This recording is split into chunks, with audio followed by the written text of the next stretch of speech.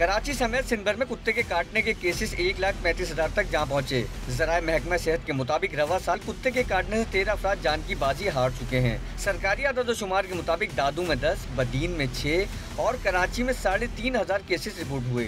Secretary महकमा सेहत के मुताबिक एंटी रेबीज की वैक्सीन के लिए सेल बना दिया गया है। तो हमने मिनिस्टर साहबा की और डायरेक्टर्स के ऊपर हमने एक सेंट्रल कंट्रोल रूम बनाया हुआ है डीजी हैदराबाद की ऑफिस में, और उनके पास नंबर भी हमने मीडिया दोस्तों के थ्रू जो डिस्प्ले भी कर दिया है कि इन केस अगर कोई किसी भी हेल्थ फैसिलिटी में रूरल हेल्थ सेंटर में जाता है, उधर वैक्सीन नहीं होती है, तो इमीडिएटली वो कंट्रोल सेंटर से रब्ता करेगा। वो उसको नियरेस्ट जो हमारी हॉस्पिटल होगी या हेल्थ फैसिलिटी होगी वहाँ से उसको मुहैया कर देगी। वजीर सेहत का कहना है कि महकमे में राब्तों का फुकदान है, जिसकी वजह से बर वक्त वैक्सीन मुहैया करने में दुश्वारी आ रही थी। मैं फिर से दोबारा मैंने MSS को किया और शो कॉज नोटिस भी दे रही हूँ उन्हें कि अगर आप लोग मुझे इतला नहीं देंगे, मेरे डिपार्टमेंट हेल्थ डिपार्टमेंट को इतला नहीं देंगे कि उनके पास स्टॉक आउट हुआ है एंटी रेबीज़ वैक्सीन का, तो हम जो है उन पर एक्शन लेंगे। और यही वजह है कि ये जो MS है या DHOs हैं उनको इतला देनी चाहिए हेल्थ डिपार्टमेंट को कि हमारे पास